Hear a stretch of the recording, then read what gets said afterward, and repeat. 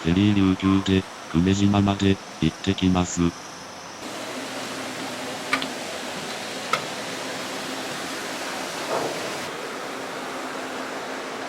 船内、綺麗で、くつろげそうです。運賃は、大人、往復6560円、6歳から11歳まで3460円です。鈴木エブリーも乗せましたので、往復30500円。かかりました。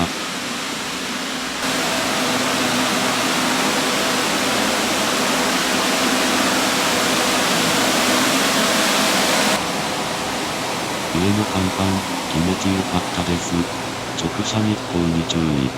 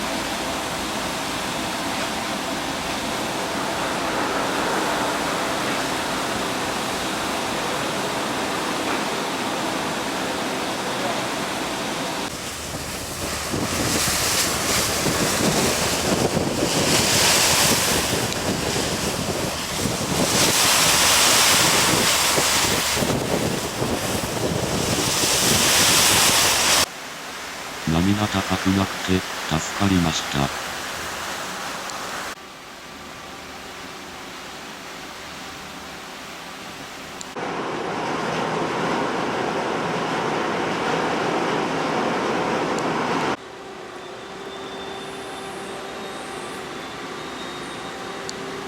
ご視聴ありがとうございました。